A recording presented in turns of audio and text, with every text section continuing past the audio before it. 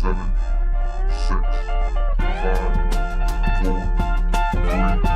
Begin transmission.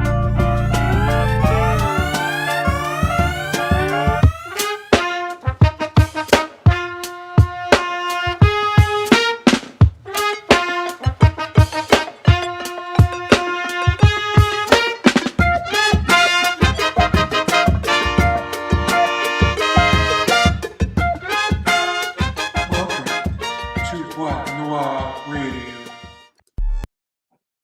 What's going on, fellas? First and foremost, thank you so much for coming back and tuning in and watching us talk. I am your host, Alistair, and I'm co-hosted by an awesome. Squirrel friend, yeah, Beefy, your favorite shit talking squirrel. Exactly. Hey, look, this is a space where we talk about anything and everything. So please, if you don't have an open mind, if you don't keep an open mind, Beefy, what happens? You can just go. Just get the fuck out. Nobody Exactly. really wants you here, you know? Ex- Just to be perfectly honest with you. Exactly. Now, some people might say, "Oh my God, you're so crass using the F-bomb and telling me to get out." But here's what I have to say to people like that: it's because the world is not all about you. Everybody is different. There's different points of opinion, and if you can't handle somebody else living next to you, then you're dangerous. In my book, and you can get the fuck out. Same result, yeah. Same result. Same result. So today's Different Saturday. formula, same production.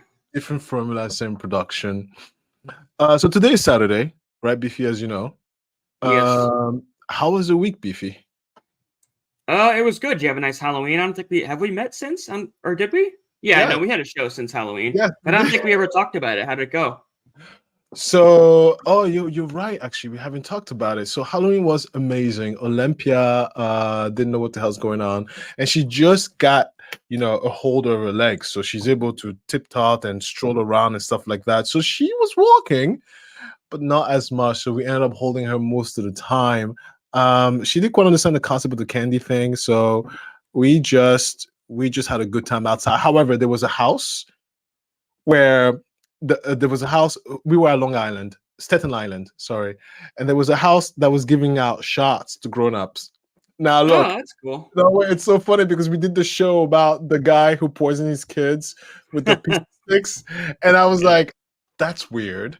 What do you mean you're giving me a shot?" Because she poured it in like it wasn't packaged, like makeshift bottles. It's like, here's the vodka, so you get one and you get one. Like she was doing like that, and I was like, "What's in the vodka? Are you trying to be like the guy with the pizza sticks?" So we got home and we never opened it or drank it because I got too skittish. Yeah, understandable. But she gave up. I saw a post on Twitter of somebody that was giving out adult candies. It was like yeah, peanut shape and stuff. No, what do you mean? What's adult candies? They had CBD and weed in them. Oh, I thought you meant like candy shaped like penis or candy shaped. No. No gummy peens and vagines. No peens and vagines. Let's acknowledge the people who are here. Oh, look at that. Just Jonesy. Christine Jonesy is here. Christine wants to know how the family's doing. I guess we kind of answered that already, though. Listen, I think I told you, right? Olympia had pink eye, and I didn't get pink eye, Beefy, because said I get pink eye. I didn't get it.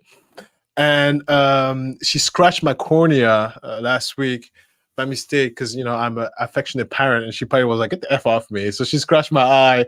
I did get an eye infection from the scratch because her hands were not clean, but it wasn't pink eye, so I had to get antibiotics just to bring the swelling down. But no, everybody here is fine. Olympia is getting more confident on her feet, so she's taking the leap of walking by herself without fear, which is great. And everything is good. Honestly, everything. I'm sleeping well. Who would have You got a scratched cornea? That happened to me once. Yeah. How bad? I mean, obviously, wasn't that bad. It was bad. Really? It was really bad because it got infected. So so she scratched me at the bottom here, and then this part became swollen over the course of 2 days. And so I had to go to the doctor because pink eye. So I was like, okay, is this pink eye? Because I didn't know. And then that's like, no, it's not pink eye, because pink eye you get gunk, like you get like pus out of your eye, like Yeah. you It's know. disgusting. Yeah, and you know it's funny because Olympia had the pus, and I was like, oh crap, really pus?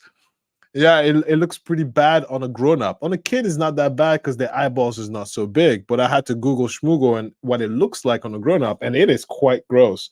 So no, it wasn't pink eye, but it got infected with something else. The Pink eye. ex that I had that was like abusive or whatever. There was one time we were like, I was in the bathroom and I was trying to keep her out. You know, I had the door locked and she ended up opening it, and we're kind of like fighting over the door. You know, she's trying to come in and I'm trying to keep her out. And just in the process of that back and forth, the fighting, she reached her hand in and she had these long nails. And yeah, she cut the fuck out of my eye. And it wasn't no just like swelling go down in a couple of days. It was like I had to get like topical cream, and I couldn't open my eye for like 2-3 days. I had to Oh they wow. gave me an eye patch, and yeah, I was all fucked up. Oh wow. Yeah. Oh, Christine, thank you so much, Christine. I have your comments here now. Yeah, normally I hide the comment section because I get distracted. So I have them open today. Yeah, thank you. By the way, Beefy is the one who said I should hide the comment section. He's like, "You're so distracted, Alistair." I said, "Sorry, can't Yeah, help when we're it." going through the true crime stuff, it definitely worked. There was like one episode where you just could not stop. It was like every time somebody was saying something, you're like, "Oh, let me interrupt you because this person said this thing." And it's like, dude, stop. But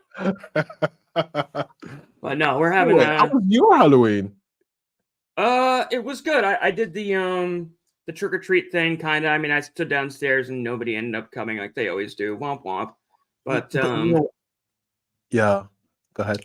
I stayed up the day before. I worked like 20 hours on my computer because I did 8 hours of work, and then I had been working for the past couple of days on a Halloween special for the YouTube channel, and I figured Beefy like, has oh, his you day. know, yeah, yep, and I figured, oh, you know, it'll be a couple more hours, and then before I knew it, it was like 4 o'clock in the morning, and I got it out though. I mean, it didn't do too well, but yeah, I did it. It was fun.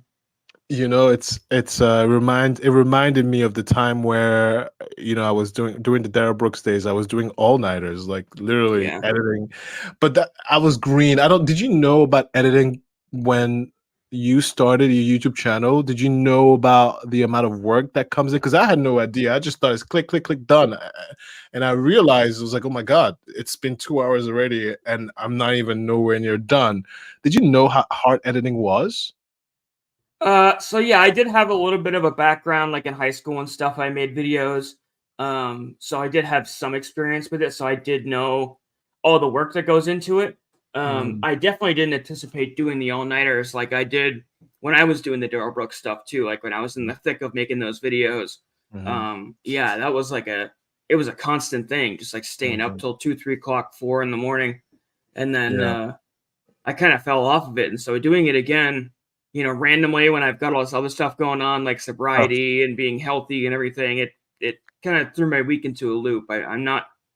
I feel like when I was doing it then, it wasn't a challenge. You know what I mean? It was like I just wanted to do it. But now Why is it's that? like, oh, yeah, and that's exactly what I was getting at. Is I don't know what has changed for me of why it's so different now, and I don't really know. I don't know the answer to that. I can tell you a little bit from my experience, not on the YouTube sphere, but on the professional sphere. Um, when there was a time where I was working 12 hours a day, 7 days a week for 2 years. And along the line, I was able to scale that back to normal hours. But then there was a moment in time where I was required to ramp up my activity to that same level, and I couldn't do it. And I think the reason why maybe you couldn't do it again is because your body didn't know didn't know any better. But now that it felt what was better, it couldn't go back to the hardship of before. Does that make any Yeah. sense? Yeah, I think maybe that's part of it is like I've just gotten accustomed to focusing on different things in my life, and to go back to it was kind of difficult. Yeah, I'm not sure. But yeah, it Mhm. makes sense. So Christine's saying That's so Alistair's funny. baby's milestones till Sarah Boone goes to trial. Yeah. Sarah Boone is never going to go to trial. Olympia will be 18 years old before she goes to Mhm. trial. And it's Yeah, actually really. that's so Didn't she just hilarious. didn't she just lose another lawyer? So she lost another lawyer, and she is now attacking her husband, the husband case, because there's divorce going on, alimony going on, and all that stuff.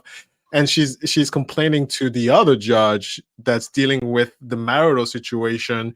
And I believe that judge responded, and I get to the reply when I get the chance. But the judge responded to her very judge like. 1, 2, 3, 4, 5, 6, go. Like Yeah, it's not yeah. even like sometimes I go, wow, courts are really boring. We do need like people like Sarah Boone and Darrell Brooks to create some flair, but the essence of courts, it's like it's like when you go to church when you're a kid, it's like stand up, sit down, stand Well, up. yeah, Like it's already such a slog on its own. I can only imagine. yeah. So anyway, really funny. By the way, you talked about your sobriety. Do you mind if I ask the question? You don't have to answer. How are you doing with that? Good. I've had a couple of stammers along the way. I think you and I even talked about it like about a month ago. Had kind of a relapse situation, but beyond You've that, been good since everything's then? good. What's Since that? since the relapse and since the relapse I'm aware of, have it's been good? Or have you Yeah, yeah, relapsed yeah. again? Okay, No, no, okay. no.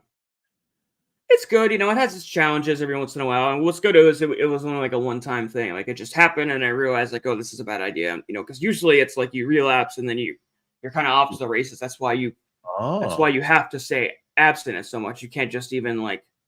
And have it a ended little up bit. happening because I was drinking. And I decided like, oh, you know what? I'm just gonna go out. I'm gonna go out and have a few beers, and then it just led to bad decisions. Like it always does. Oh. So yeah, I can't have a couple beers. That's just not something that's ever going to be in the cards for me. Yeah, you cannot have anything at all. Yeah. It's I have a client who he goes to AA meetings, and it's funny because speaks about the same thing. It's a forever thing. He's much older. He's like, I think like late 60s, and he was put into AA like at 24 or something like that. And so from 24, he's been sober ever since then. So congratulations to him. But he was talking about how like it's a never ending struggle. Like it's a journey. And Yeah. I tell fitness, that. So I always say, like fitness is a journey. He's like sobriety is a journey. Like it's you try your best to be consistent, but you have to expect like every journey, it's a wave, it's a wave, it's a wave. I learned a lot from him in terms of explaining to me a little bit how that whole process worked, because he's been doing it for so long. And you know that's why I love my job sometimes. Like it's like you meet people from all kinds of life with all kind of struggle and issues, and it's interesting because I like to talk. I like to converse. Yeah. Yeah. We know. I've noticed that same thing about exercise as well, though, is that, the more important thing is that you're making small accomplishments every day. Like you can't, Mm. my problem, I think, before when I tried to get in shape is I would go really hard and then get burnt out because I was trying to do too much at once. And Yeah. where I've found more success now is that I'm just trying to make small changes every day to make them comfortable. If you just try to uproot your life, it's just not sustainable. Like we as humans are Right. creatures of habit. Like they say, it takes Right. you have to do something for 30 days in a row for it to become a daily habit. I think it's 10,000 times, but yeah, 3 days in a row sounds right. No, no, 10,000 times, 30, 3 days in a row. Yeah, sounds about right. 30 days in a row. You have to do something 30 every days day in a row? Okay. For 30 for it to days? be Oh, for it sounds to about become normal. habitual. Yeah. Yeah, sounds about right. By the way, everybody, let me just give a quick disclaimer. You're probably wondering, like, there's supposed to be someone missing here. No, look, something came up and he couldn't show up, so we're gonna have a house show. Speaking of a house show, Beefy, um, since we're here talking, and I had a question for our guests, so I will ask you this question, Beefy. Oh boy. Oh yeah, completely impromptu. Are you ready? Beefy is like Yeah, holding I on. suppose so. Yeah, you just can't see it. Um, um, one of the questions that I had for him was, quote, how do you do business with a friend? And so, question goes to you: how do you do business with a friend? Oh yeah, that's a tough one. It's something I've definitely had experiences with. When I was in college, I ran like a little snow removal business where it was just me and some friends shoveling snow. And I had a friend that it was like my best friend. He was best man at my wedding. Um, he didn't do like a real good job, and I had to fire him. And it was a really awkward conversation because it did end up devolving into, dude, I thought we were friends, man. What the you know what I mean? It actually happened a couple of times. I had to fire some friends of mine. The first time it happened to my best friend, that one time, it was really painful. It was like I'm not that kind of person though. Like I'm very empathetic. I give people second Mhm. chances, but it wasn't even my decision at that point.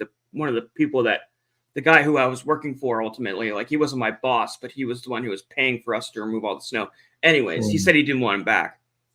Could have been a racial thing, but regardless, it was like 10 years ago. Anyways, um, yeah, obviously I would have given him as many chances as it would have take to Mm. get him to do it right because he was my friend, but it's also just who I am. Now, I'm in management now, but I don't have any friends that work for me. However, I have become friendly with the people that work for me, and it's two different things. I've definitely gotten to a much better place where work is work and friends are friends, and you need to have that boundary, that healthy boundary if you really don't want to mix. Not to say that you can't become friends with the people you work with, but it's very rare you try to bring in a friend unless like they have a lot of experience in what you're doing. Just Mhm. I don't know. It's not a great idea. Not to say that it can't work for some people or it hasn't worked in the past. It's just as a rule, I try not to cross that line. That's me though. I agree with you 100%. I think it's the most important thing really is to have um a contract. So when you get, and that includes family also, by the way. Um and so in that contract you outline XYZ, and you dot all the I's and you crosses all the T's, right? And because like you said, some friends might disappoint you, and some friends might not do the work that's required, right? I'll give you an example. When I started my business, I hired one of my friends as one of the trainers. And now I am governed by insurance. So there's very little thing that I can wiggle myself out of. But I was like, okay, because he comes on as a contractor. I said, okay, no problem. So you need to have your own insurance. Otherwise, I'm going to be in trouble. Or you Yeah, yeah. cannot operate I cannot put you on this stuff. But what he did is he didn't want to get the insurance, and he forged the insurance. And I assumed, because he's a friend of mine, why would he lie to me? Right? I was very green by the time. So I was like, okay, sure. I took the insurance. And it turned out that something happened where a client uh, complained.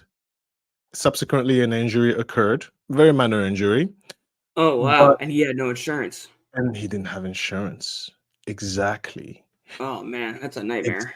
oh, no, it was a huge nightmare because protocol is okay, no problem. You got the injury, okay.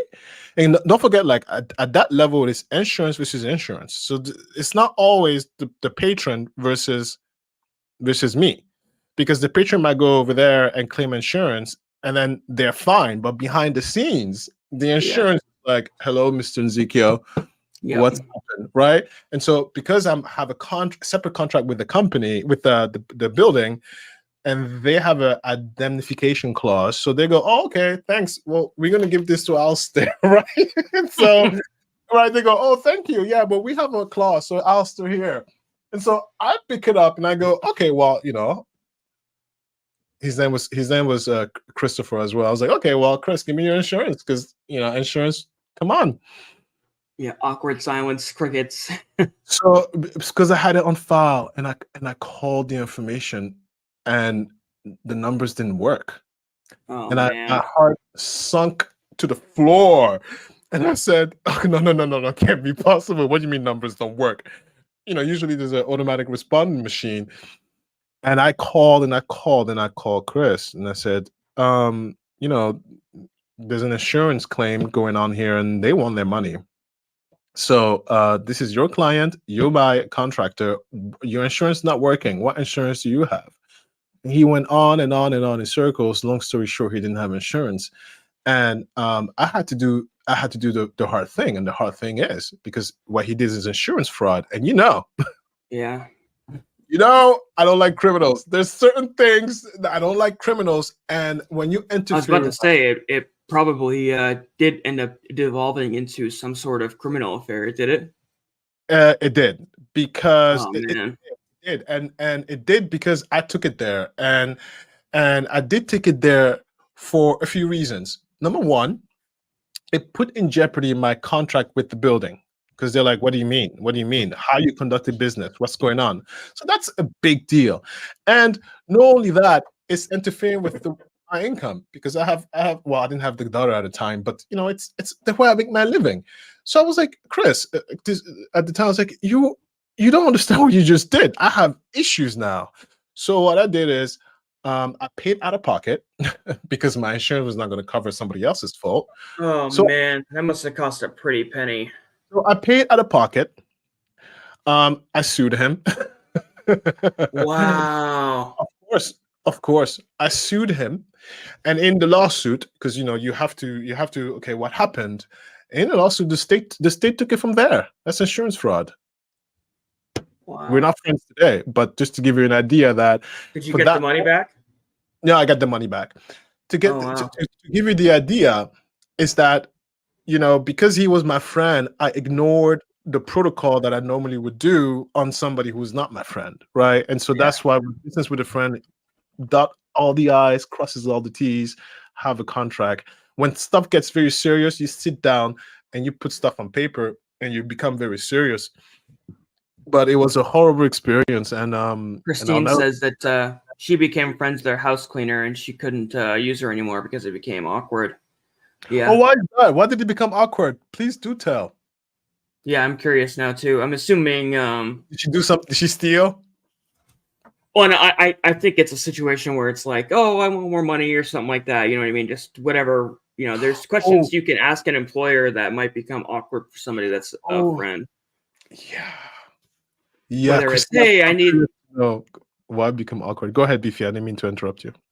Like, oh, I want Friday off. You know what I mean? And then, well, no, you can't have a Friday off. I need my house clean. And then all of a sudden, it's like, well, what do you mean, buddy? I thought we were friends. And it's like, oh, you're pushing this into a weird place. It was the same thing with my friend who I had to fire. It was like, oh, why are you bringing the friendship into this? Like, this is a business. But yeah, happens to the best of us. It's a lesson you have to learn. A lesson you have to learn. Lesson you have to learn. I'm Christine. I'm very curious what happened. That segues into something that I've always wanted to talk about on the podcast. Can you tell us the story of the Nightmare Tenant from the beginning? You really want? Oh, that's right. You wanted to get into that. So, Christine, you might know that because Christine, you said that you got into. Oh, she answered, by the way. No, I just felt like I couldn't tell her. Oh, yeah. See, there you go. You make such a good point, Christine. Wait, can I address before I address the tenant? I want to address that. Can you put that comment back up? No, I just felt like I couldn't tell her she was doing a good job. I know exactly what you mean. And it's not even your fault for befriending the cleaners, the people around you, because that's just human nature. Is that when you're around someone long enough, you become friendly and you have conversations and stuff, right? But you're right. At some point, because the person becomes friendly, you give them leeway, and then you're not sure anymore what, like Beefy said, what the line is between good job, bad job, great job, and then they get very relaxed with it as well, right? I totally understand that. Yeah. Yeah. Oh, I think she describes it well. It just becomes awkward, where it's like where you might have said something or done something with an employee. All of a sudden, you're not as inclined to do that with that person because they are your friend. Yeah, because they are your friend. How does the work affect the friendship, and how does the friendship affect the work? Yeah, it's just better to keep those two worlds separate. Same thing with dating. It's so true. Same thing with dating. Yeah. Yes. Yes, I'll leave us that. Yeah, same thing with dating. I'm so stupid. No, but about the tenant nightmare, um, let me just give you a disclaimer that we have new tenants in there, and they are the best thing that ever could ever happen. If if we didn't get these tenants, they are restoring my faith into humanity. I really mean that. Yeah, that's good. I really mean that, because the level of consideracy, it's actually making me go the extra mile for them, even though I don't really have to. But That's good. this particular tenant, um, we got the property during COVID, and the mission, and I kid you not with this, I kid you not, because I think I shared with you with the George Floyd situation that I've went through, and with this particular property, part of the mission of it is to provide help to single African American mothers. I know, it's like, what? I understand, because now I've learned my lesson that that's not the right way to do it if you want to help someone, right? So I was about to ask, did you stick with that rule for the new tenants? No, absolutely So not, this because ties into what we were just talking about, right? Like you were blurring the lines of wanting exactly. to do something. What's the word? Not entrepreneurship, but when you want to help people. Philanthropic. Yeah, you wanted to go on to a philanthropic. I can't say the fucking word. Yeah. Philanthropic mission with this apartment, but because you were blurring the lines of what's personal and what's professional, it Yeah. led you to ignore the proper procedures and due diligence required to finding a good tenant. Very similar to as when the same thing happened with your friend. Because you wanted to hire a friend for personal reasons, you didn't do the due diligence to make sure he didn't have his insurance. Yeah. So. And because I believe in nepotism, I believe in qualified nepotism. I would always choose, and I get flack for that, and maybe it's illegal, but it's only illegal if you catch me. Can't believe I'm saying that. No, but I believe in qualified nepotism, so I will always prefer family and friends that are qualified for a job if I am at the helm, right? Because I believe in. It's gonna sound weird, but I think when you have any sort of success in any way, shape, or form, you never get it there by yourself.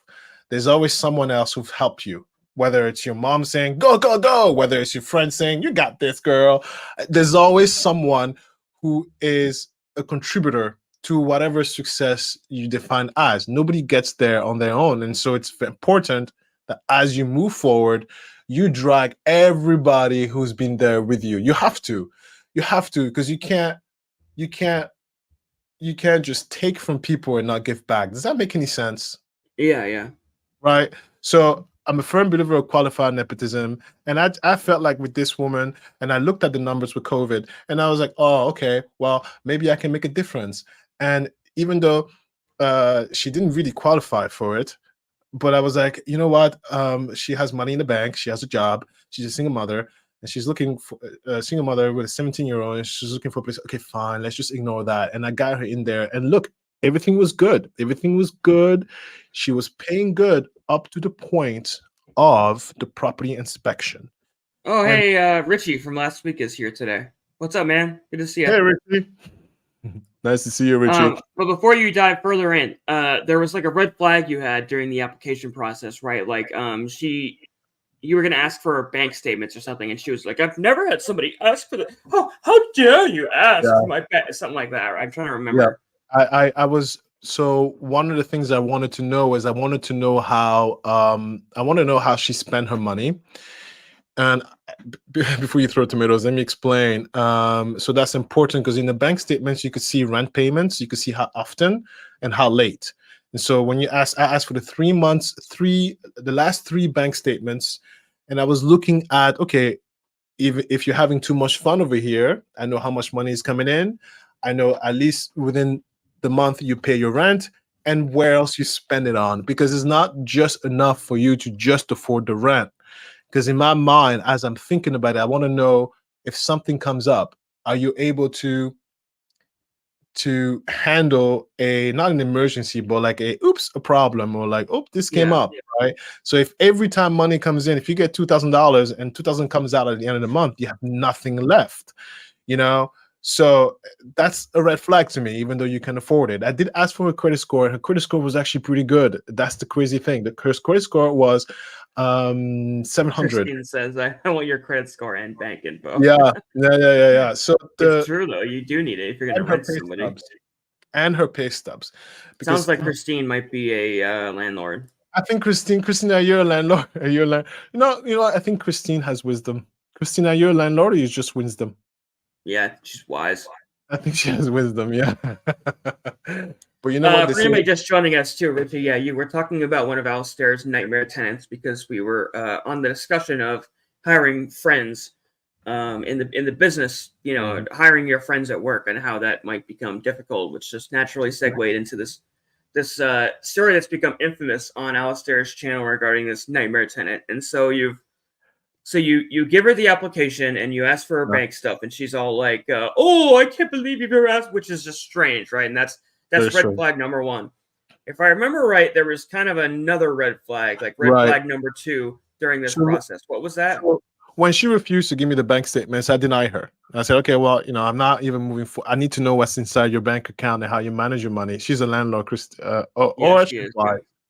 And so, red flag number 2 is she came back and she had an issue with not seeing the landlord. She was like, "Who are you? Who is this?" I was like, "I'm not showing my face. This is the quickest way to get murdered." I'm like, so, well, this is important context, is that part of your management company, you have like a rule that like every quarter you just come in to do an inspection, and that it's not to be nosy or invasive. It's just like my investment. I want to clean up. I want to clean. I want to check. And it's really easy to do. I find myself doing it. You know, there's a little hole in the wall or whatever, or something fell, and I just go, whatever, you know, put a painting up or whatever. And if the landlord came in, he'd probably be inclined to, let's just get that fixed. I'll take care of it. You know what I mean? So it's not, you know, for anyone that might be hearing this and judging, like, what the fuck? Why does he want to do a quarterly walkthrough? It's not like, I want to catch you doing wrong, or I need to make sure, you know, I need to look at your stuff. It's not that. It's I want to maintain my property. And honestly, as a tenant who does like I pay my bills and everything, and there have been times where I've had tenants that aren't as fastidious about fixing that stuff.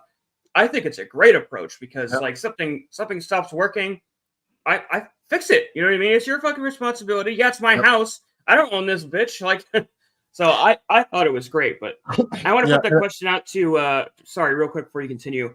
I just want to put the question out to everybody watching. Oh, Alicia's here. Good morning.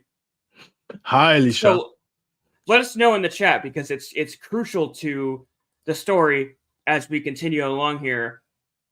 Would you be upset if your landlord wanted to come in and do an inspection once every quarter? Would you find that invasive? Would you be comfortable with it? What was the way this nightmare tenant worded it? It was like the most ridiculous thing she'd ever heard or something like that? Right. It was super invasive, and she just didn't want anybody inside there. And I said, you know, it's non-negotiable. It's in the lease. You're going to enter into a breach of lease. And also, I don't like headaches like that. And pretty much I said, you know, it's either that or I'm not renewing your lease. And then I didn't renew her lease. And then that's when she was like, "Oh, well, I'm not paying." And I know I go like that because that's how she talked. At the court, let me tell you something. We went to court because so Alicia's saying once a quarter might be too much. Once a year, yes. Once a quarter is a little much. Oh, Alicia. So actually, okay. So Alicia, I have a rule. After that tenant, I have to change my processing, and so the first year is once every 6 months, where I have someone go in there, inspect the entire house, fix what needs to be fixed, and then move forward. If the bill cleanliness is good, if the report is good and consistent, that moves to once a year. And in addition to that, you get a little perk where once a year you get a full house clean on me. How cool is that? A full deep clean of the house. They come in. I think that's pretty cool. They come in, they clean everything, they make it spot new once So a year. Richie's saying he would feel weird about it, and Jonesy's saying that she would feel okay. It would make me be on top of keeping everything nice and clean. Yeah. Yeah, so it's you see, so but it's something that I discussed with the tenant before they signed the lease. We go to a lease review, and I explain to them just like that. I say for the first year, it's going to be once every 6 months because I need to make sure that everything is in proper order while you're there. And if everything is in proper order while you're there, then the following year it drops to once a year, and the lease changes. You sign it, and in addition to that, if everything is good, you get a once a year full clean of the property, completely. And we put little Hershey kisses on your pillows. No, but so question for you, Christine. Yeah, did okay. Yeah, fair enough. Yeah, Christine, my building my rules. So I got a question for you. Did you explain all this to Nightmare Tenant beforehand? Because if I remember right, Yes. she put on the facade that this was all completely out of the blue. And didn't she even say like, oh, because she was dealing with your management company, assuming that you weren't hearing the emails, you as the landlord. Right. And so she's telling the management company, is the landlord nervous? And he's giving me all this energy that like I'm not used to. How did she word it? That I don't have the text here on this computer, is upstairs, but yeah, is the landlord gives me nervous energy. Is he afraid that someone destroyed his property before? Is that why? Because that's not me. It's something along those lines. Yeah, that's not me. Put a pin in that for later, by the way. Yeah, that might become important later in the story that she's saying that's not me. It's so hilarious because I have written records of everything, and I have to because of the courts, and so I was seeing all that. And when we went to court, because I had a folder of all this communication through text, and the judge was like, "Wow, thank you for keeping track." And then that's she really had a lot to say. She had a lot to say, and it's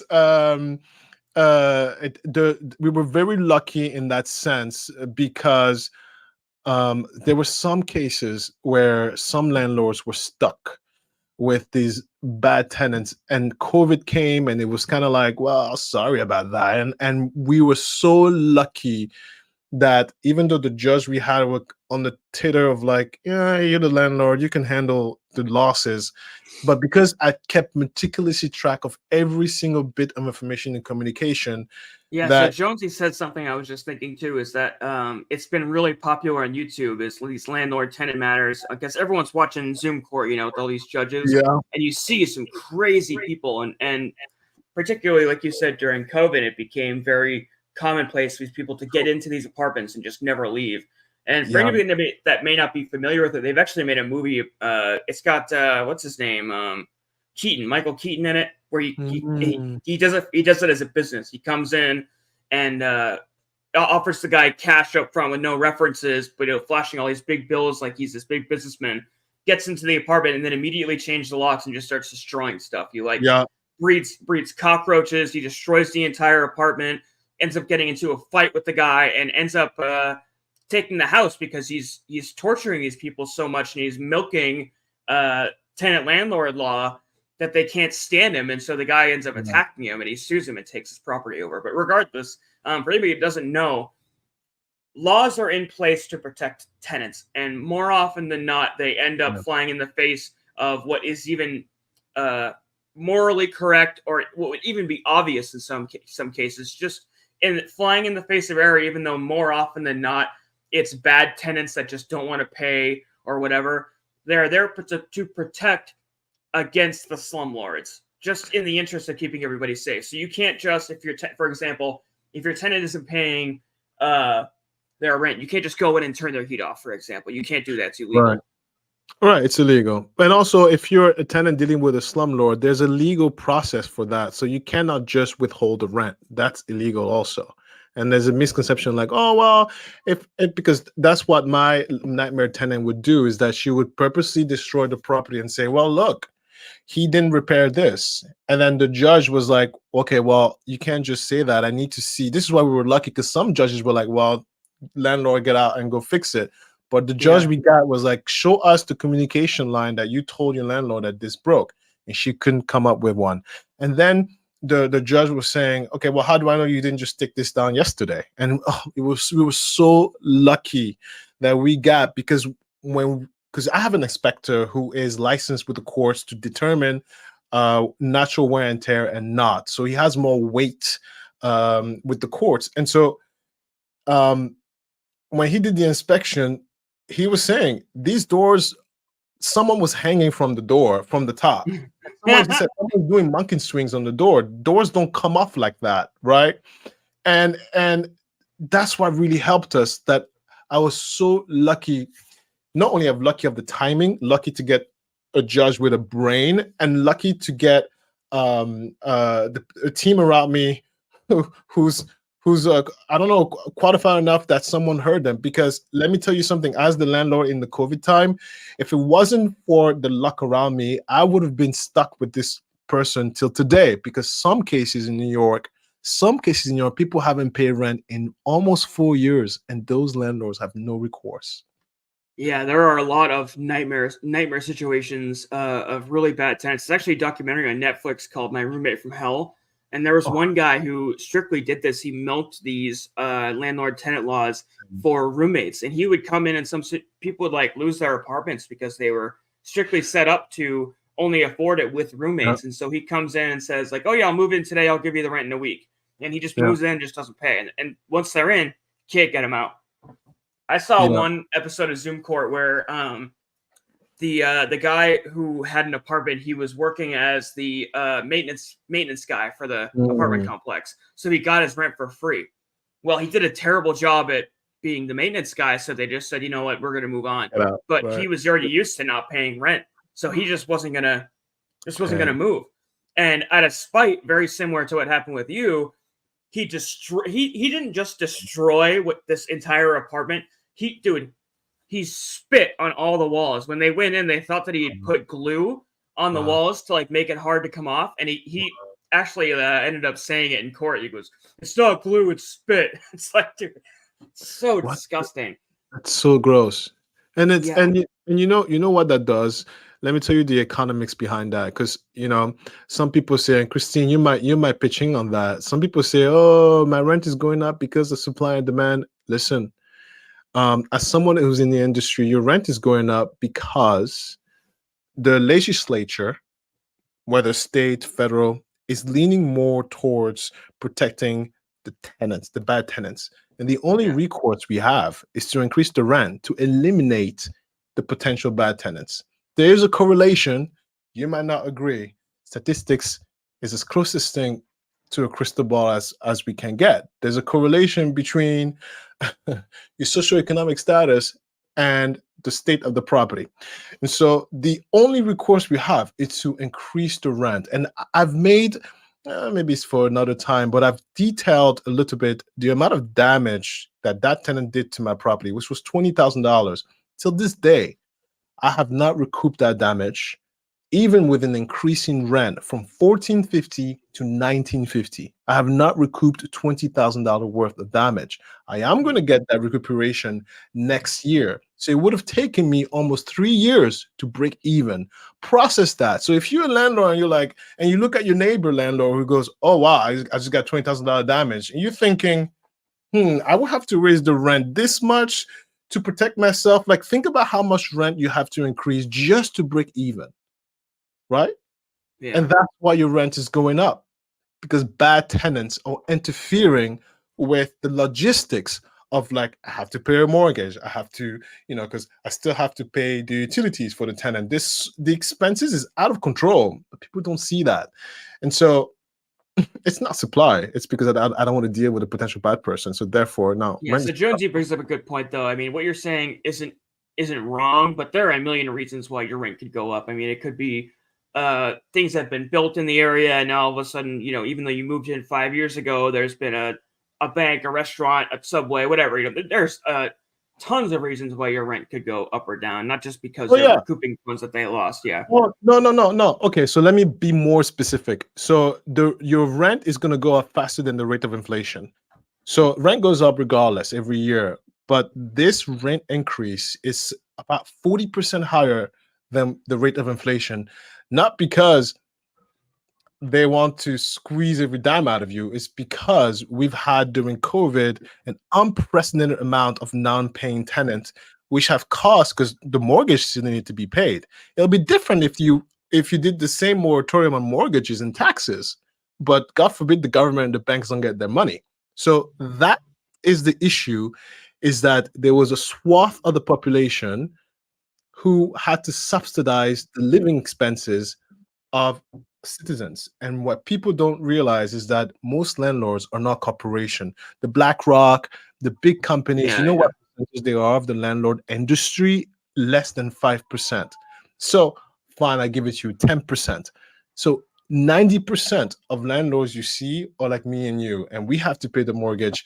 And then you see the I mean, it's like anything else. You know what I mean? There are the McDonald's searching in their mom and pops, and it's obviously better to support the mom and pops, but that obviously comes with some risks, and you should be more inclined to take care of when you're soliciting businesses that are owned by mom and pops versus big corporations to protect them as much as you can. Just from personal experience, I know it's can be difficult. There's a lot of crap people out there, and just because something is morally right doesn't necessarily mean that it's going to work out in favor of said mom and pop. So, so you go to court with the lady, and the inspector comes in and finds out they've just completely destroyed the apartment. What happens next from there?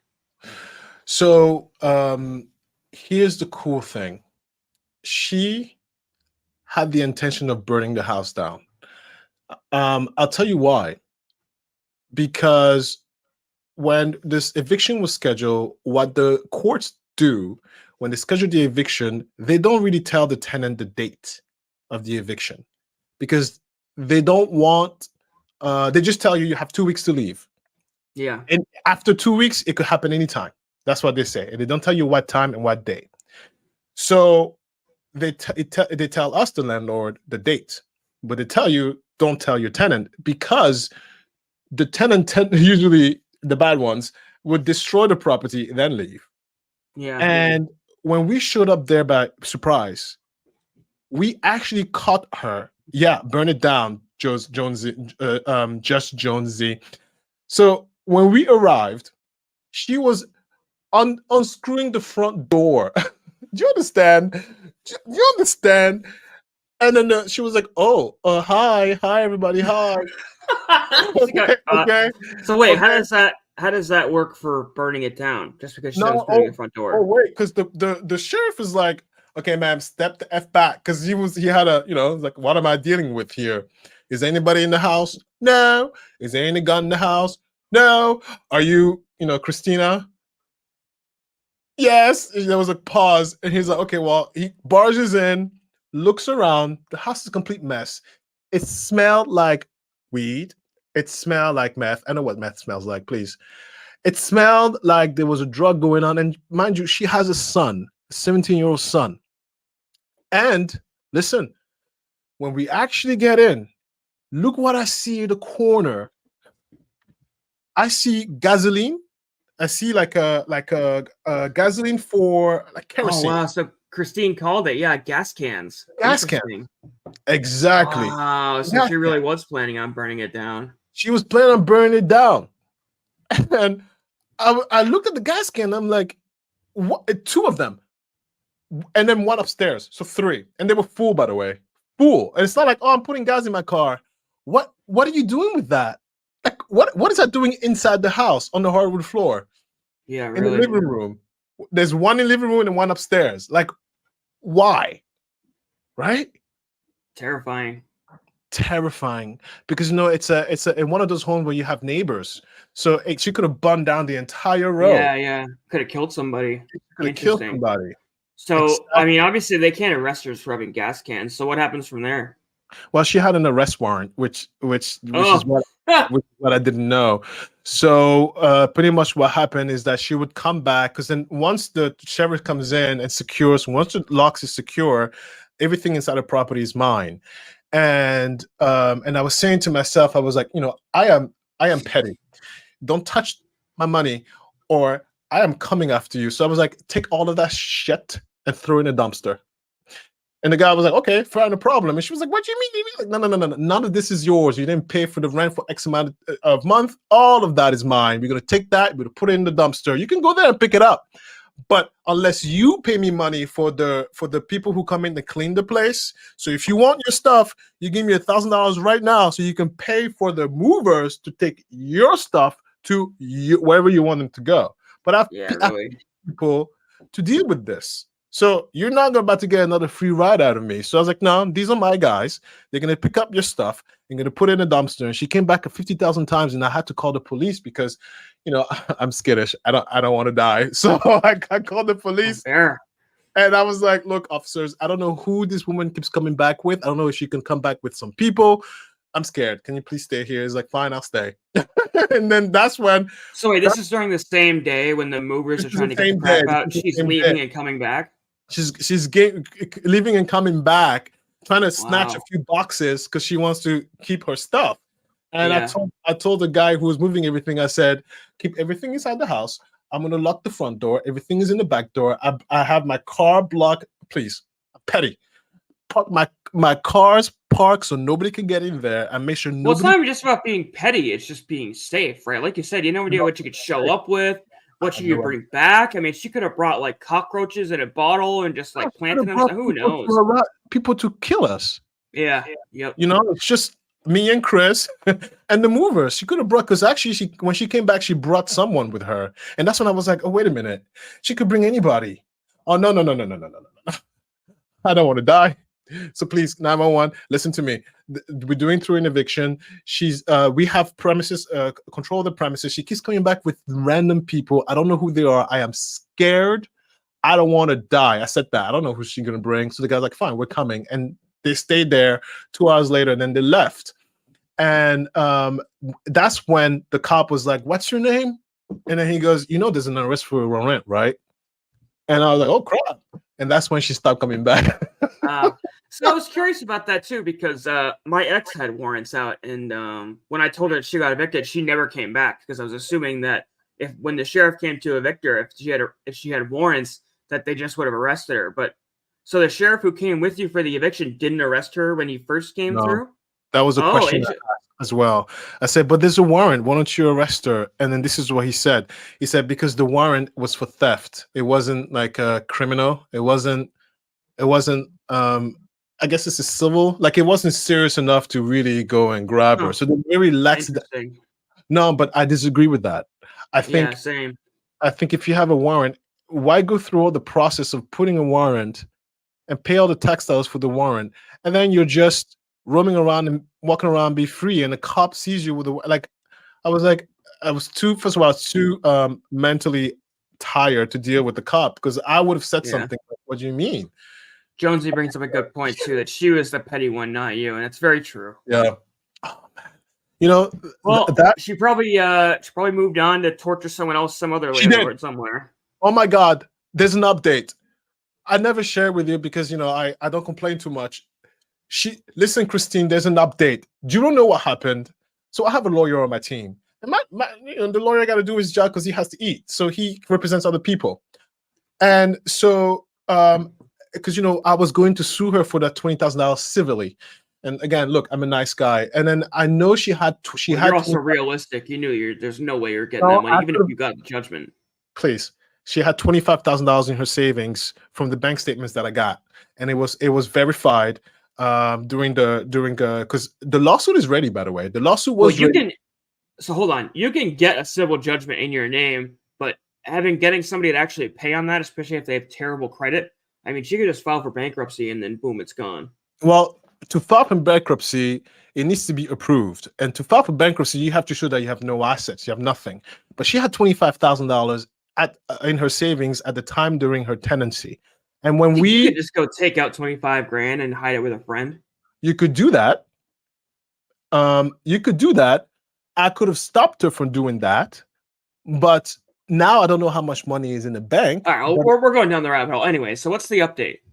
No, okay. So that's the update. The update is that when I was ready to sue her civilly, because we had to look for her, and we checked to see if the amount of money was still there. It was still there, and so my lawyer was like, can I go for it? I said, no, please leave her alone. She's still a single mother of one. She does, I don't know. Please leave her alone. It's fine. I'll deal with my losses on my own. But then an acquaintance of mine, because investor circle, an acquaintance of mine rented his $1 million home to her. No. Listen, he's not a friend. He's just an acquaintance. He's not a friend. Because they make fun of me. They call me stupid. They say, Yeah, you told us about them before, they call me stupid. They say I don't know what I'm doing. And so I know exactly who that family is. It's a husband and wife. They're from India. Not that matters, but I'm just giving you a little bit who they are. And they have the $1 million property over there that they use their rent. And in my head, I was like, I know how much she makes. How the hell did she get past these investors who are smarter than me? How the hell did she get past the vetting process? Yeah, really. And so it's my lawyer who told me. He was like, hey, you know who you remember that tenant of yours, Christina? I was like, yeah. I was like, she's in court for non-payment and she won't leave. And I said what? And then I said, who is it? Look, the lawyer's like, I can't tell you. And I was like, oh, please, I know her name. I went on the public court records. I was like, no. Wow. And that's how I found out the name of the people that she's in court with. And they've been staying there after me. So after they left me, they went to the people who call me stupid. That's crazy. I'll never forget it. And I know who they are. Like you said, I'm really curious how she got through the whole vetting process, because you got to imagine they're... Because I spoke to the lawyer and I said, hey, how the hell does that happen? And the lawyer was like, I have no idea, because I'm the recent one. And I know who they are. They're investors. I said, you would think they will give me a call, because I swear to you not, I was waiting for my phone to ring and I'd be like, hello, have you rented Christina? Yes, please don't do it. I was waiting for that moment. You know what I mean? And so I would pick up phone numbers I never heard before until a year went by and I was like, okay, nobody's calling me. She probably can't find a place to stay. No. Why would she wouldn't, she's too smart to list you as a reference. I mean, she'd know what you'd say. Yes, of course, of course, but it's difficult to lie, because you have to, when you give a reference, you have to prove with like the address, and there's ways to commemorate who's the owner of that property. There's so many ways to make sure that the reference you say is the reference it is. And I almost wanted to call that couple and be like, that tenant of yours, she was here and I got her out. Oh, $1 million home. Oh my God. No. Let me tell you what they said to me. This is what they said to me. They go, stupid idea. Oh, you get a loan, 0% down, or FHA loans, and then you could buy like 5 properties and you rent them all and you make all this money. And I'm sitting there like, oh no, too much headache, but thanks. And they were like, oh, you don't know what you're doing. You don't know what you're doing. You know what you're doing. Yeah. And now they're sitting in court with crazy lady. they're paying a mortgage on $1 million home.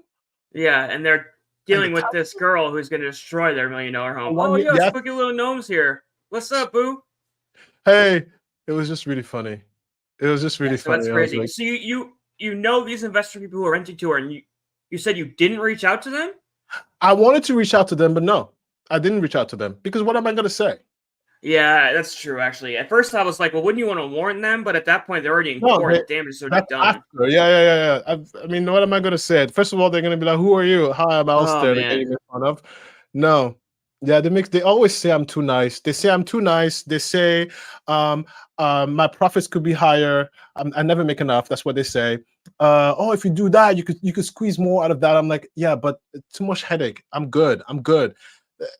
And look, it's not like they're friends. And when I say investor circle, let me tell you how that works. It's because let's say for properties, when you go and you look at properties and you're like, oh, maybe I'll put a down payment for that or whatnot. You have realtors. Yeah. So is there like a Facebook group for y'all? Do you have like a group text? There is a Facebook group, but a lot more of the chatter is that when you go and you look at a property with your own 2 eyeballs, you have the realtor with you and they have their own realtor with them, right? So it's like there's a lot of cross that goes on, a lot of chatter, like, hey, what about this? Bumping elbows. Yeah. Yeah, bumping elbows, sharing small information here and there, but you kind of know a little bit who's who and who bought what, because investors don't pay at the same price as a family would, because Like if a home is for $300,000 and that's the value, I'm not paying $300,000. No way, right? So and the investor pricing is a little bit different.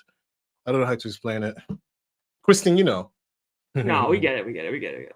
All right. So we're only gonna do like about a 1 hour show today. Yeah. But before we wrap up, I had this interesting clip I wanted to show you. Do you mind if I show it? I cannot wait. Surprise. Oh, okay, surprise. cool. Yeah, because I watched this and I just I had to bring it onto the podcast because it was so bizarre. Like it was just one of those things that I saw and it was like, oh man, I have to bring this on just because I want to hear other people's opinion on it. So there's no like real rhyme or reason to why I wanted to share this. It's just it was interesting and I want to talk about it. So here we go. It's called Trumpet. It's called Trumpet Fight. Stop. How dare you just get rooted for everybody else? Get out. No, you go. I'm not going anywhere, shithead. Get the fuck out of my Get out. No, Art. Stop. So for context, because I've seen this, the gentleman by the bike, he was just playing his trumpet on like a Sunday morning. Just kind of nice, just like, Sesame Street Dream or whatever, just as people go by, he's got probably a hat out for donations. And this guy randomly comes up and just starts screaming at him, get the fuck out of here, stop playing your trumpet. Yeah, so here, let's just finish hearing what he has to say. You're a mediocre piece of shit you can't even play. I want to give yes. You suck. I'm a left-handed guitarist. You suck.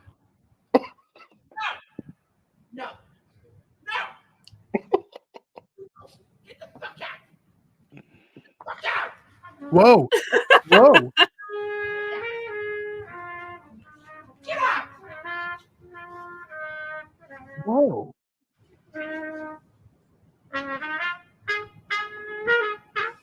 No. Get out. Where are you from? Go to a studio and rehearse. You suck. Just wait. Don't tell a piece of shit. You not tell you know that everybody around you what they want to do tonight. Get out.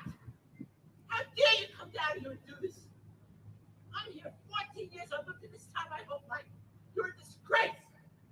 You suck. How dare you? I'm 3 blocks down. Who the hell do you think you are? Who the hell do you think you are? Look at this guy. You any kind of Hold on. Let me get it honest? clear. Look at him. I can't get out. He's like a midget. Oh my God. Anybody know who you are? Maybe everybody else wants to enjoy the peace and quiet. This is one of the most important places in all of North America. Who are you? Who are you?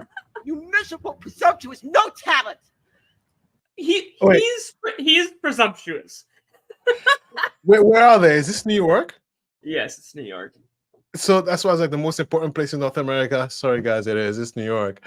No, I believe he's like specifically referring to like this neighborhood. But here, let's just it escalates even further. You're no artist. An artist respects the silence. It serves as the foundation of creativity. You obviously don't have the talent.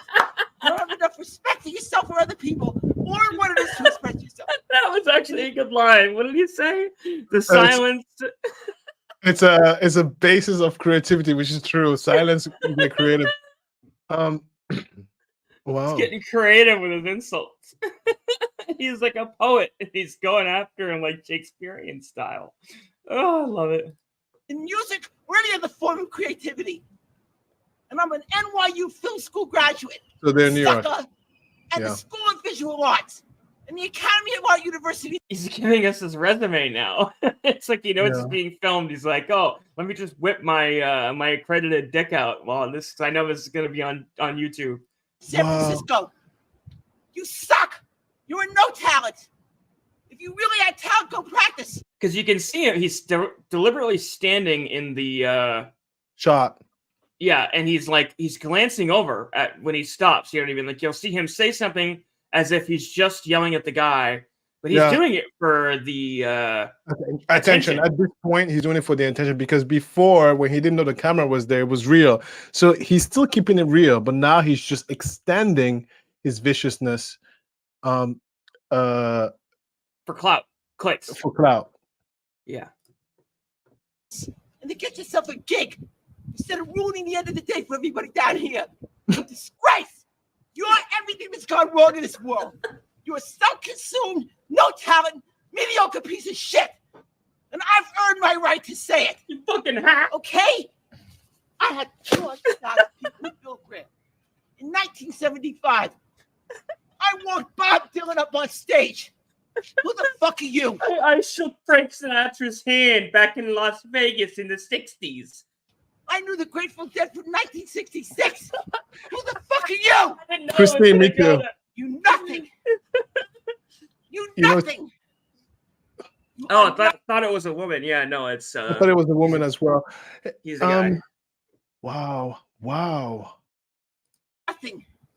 And you will never be anything. Never. How dare you? How dare you? You miserable, mediocre nothing. So it's so ironic, right? First of all, he's saying, "How dare you?" When, like, obviously the implication is like, "How dare you to not only chase this guy off, but you're now like berating him while you're also peddling yourself up to be." Okay, so he's not even like a never was. He's a fucking has been. Which, in my opinion, if you That's are, why he's hurt. He's full of pain. yeah, and like that's what I'm saying is it's worse than somebody that never was, because like he had this like brief moment of fucking glitterati where he probably played in like a giant band for like one big performance, and he's like stuck on it. That for some reason this makes him bigger than everybody else. Like he has the authority over the sidewalk basically because fucking 20 years ago he played at a string quartet or whatever, and they played in front of 2,000 people. Like that all of a sudden makes his opinion on music the authority for everyone else. Like, just get fucked, man. Like, yes, people like to enjoy this. By the way. Oh yeah, you say it every time I say it. I love that expression. Get fucked. The irony being, right, like he's squelching what would just be nice sidewalk music for anybody walking by. He's squelching that with this awful fucking string of beration and screaming. Like, this is disruptive.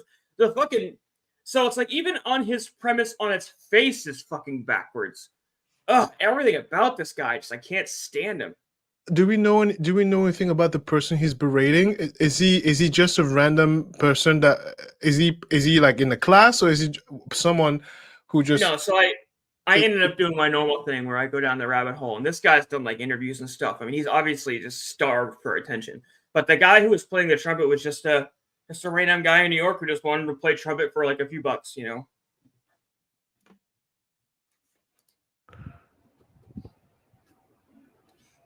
Shame on you. Yeah, shame on him.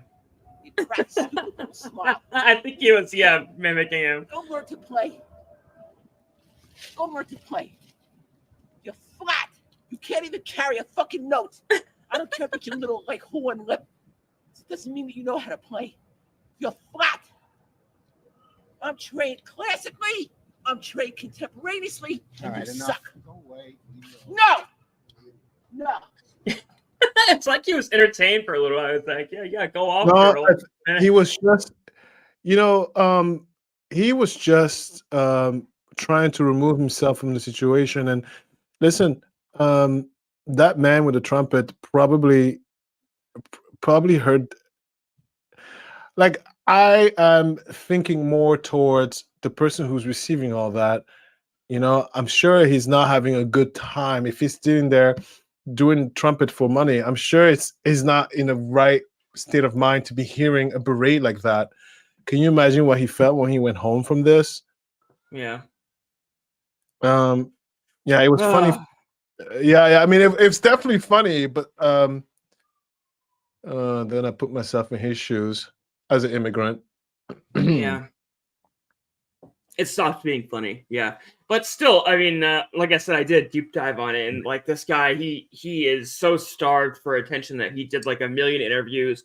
He did it like, if we wanted to get him on the podcast, we probably could, but I would never, just because on the principle of it, like I said, he's worse than somebody that never was. He's a fucking goblin. He's a clout goblin. He's out there trying to soak up as much attention as he can based on his previous accomplishments that he thinks holds him in higher light than somebody else. It's just disgusting.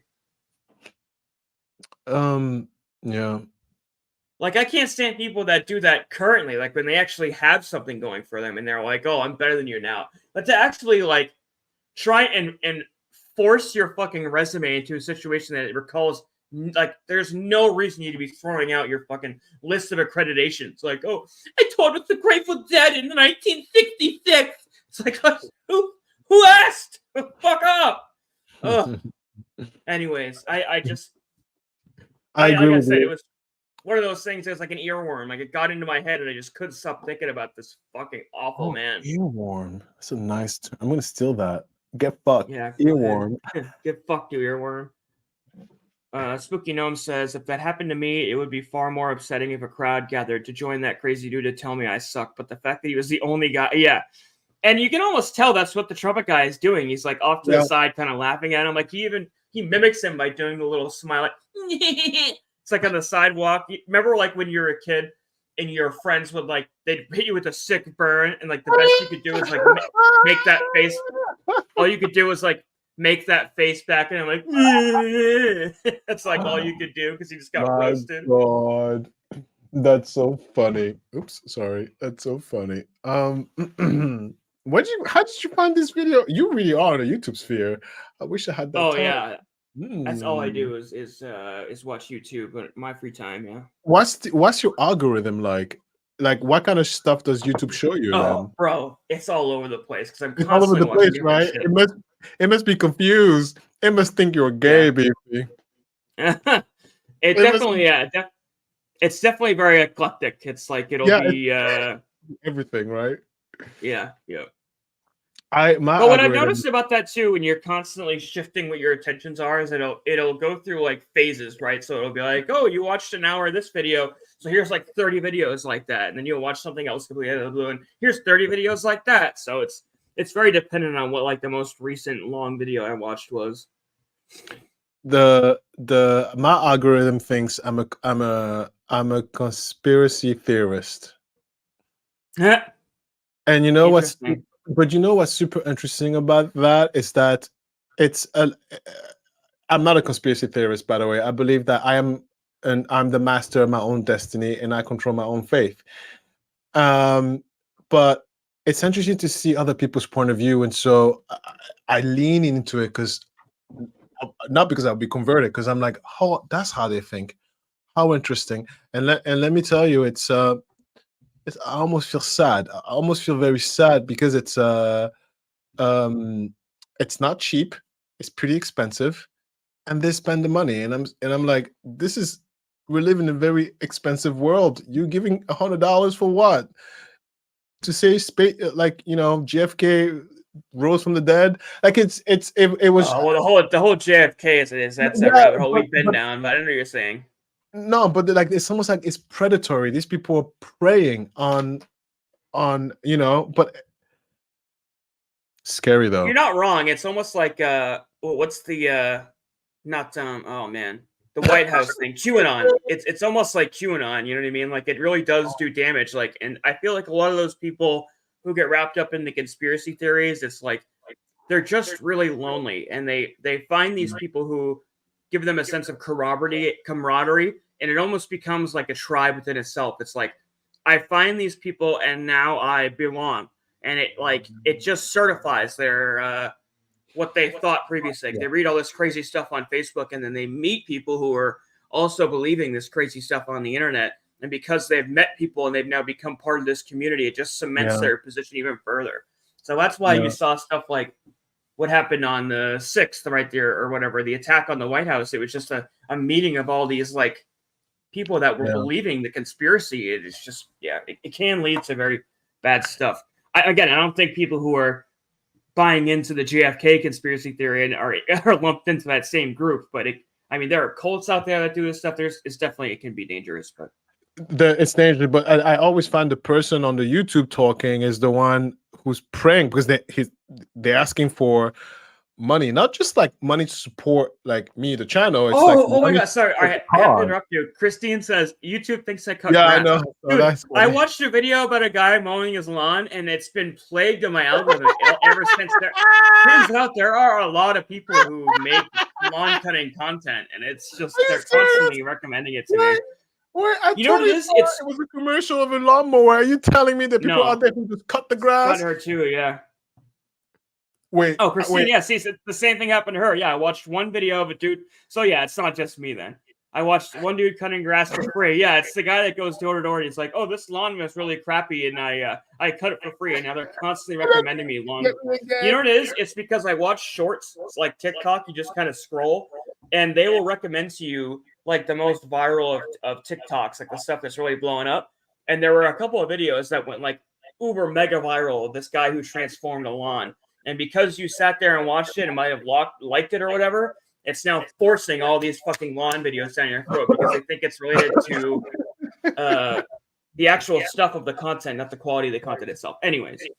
But by the way, you know what else is what I've noticed is also very popping, and Beefy, maybe we can do that. It's called sleep streams. Have you heard about those?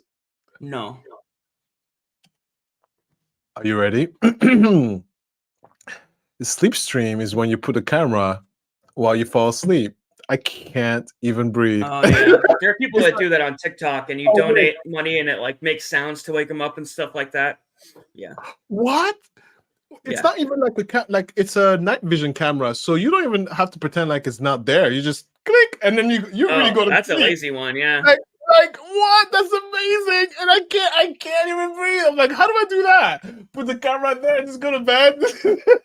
There's a guy on TikTok who has a camera set up at his cubicle, and it's the whole point of it is disrupting me while I work. So if you pay $10, you can play a fart sound, and if you pay $2, you can play a kitty, and it's just yeah. Yeah, it's sometimes Oh, my friend Linda said to me, she's like, that's the when you're smart, or even a little bit of it, when you're smart, a little bit educated, you can't stoop yourself to do silly things like that, because in your smart brain you go, well, that's silly, so you don't do it. Like how to sell like some people on OnlyFans, they sell you for like $50 a pop the smell of their farts, and they put it in the cup. Yeah, Amaranth did that. Yeah, you buy her farts. And yeah, it's that's like, not how air works. Like those mason jars, they aren't airtight. So by the time it shows up, it's really not. It's so dumb. And I was like, wait, what? What am I doing wrong? And I'm sitting here busting my ass, dealing with bad tenants. I could have just farted and make some money. This is great. Or fall asleep for 8 hours. My God. No, that means we're too smart to be doing the same thing as them. Yeah. Well, we said we were only going to do an hour, and we're past that. So, okay. you want to give everybody your final thought? Yes. The final thought. How interesting. It's 1 hour and 17 minutes. Yeah, it's different than my clock. My clock is 1 hour and 19 minutes. Anyway, so for the final thought, so I thought about that, and I was going to base it on the conversation that we would have had at the beginning, but now I have to base it on the conversation that we've had in the middle. And I think the most important thing is to try your best. I know you might think like, oh, to be considerate. No. This one is different. This one is different. This one is different. Now, try your best to be somebody else's potential. So, as I mentioned to you, nobody gets to where they are by themselves. There's always someone helping. And sometimes you might be like, oh, well, my life sucks or XYZ, but someone else is like looking up to you and like, oh, maybe you could be somebody else's light. So go out of your way and help someone without expecting anything in return, and see how that turns out. Yeah, do one kind deed. Everyone should be doing one kind deed a day, but just do once this week. Just like we talked about earlier, just ease yourself into it. Don't try and force things too extreme. Just nice slow ease. So just do one nice thing this week. You know, you see a homeless guy. Actually, no, don't give homeless people money because that's part of the problem. But just do a nice deed for somebody. You know, you see somebody on the side of the street, pull over and give them jump cords or whatever. You know, jumper cables. I always avoid those people. Do you help them when you see them? Christopher does. Yeah, I don't know how to work that. Please, it's a car. Be better about that. But yeah, everybody's hopping out anyways to go enjoy the weekend. So why don't you take us home? Christine, spooky little gnome there leaving. Hope you guys have a great weekend. Alicia, Bubba, Jonesy, thank you guys so much for coming. Alistair, you want to take us home here? Oh, Christine, I just see you comment. You know what? I'm going to have I can say that next Friday I'll be on live. Please come on next Friday and then we'll talk more about that. Yeah. Yes. Elena just got here late and we're wrapping up. Yeah, Elena, thanks for watching. You can watch on the replay. Replay crew, yes. Mm-hmm. And Bubba says, follow the golden rule, treat other people as like you like to be treated. Yeah, facts. Oh, Bubba. Say that every time. Okay, everybody, thank you so much. Press like, subscribe. See you next time. Bye, guys. We love you. We'll see you next week. End transmission.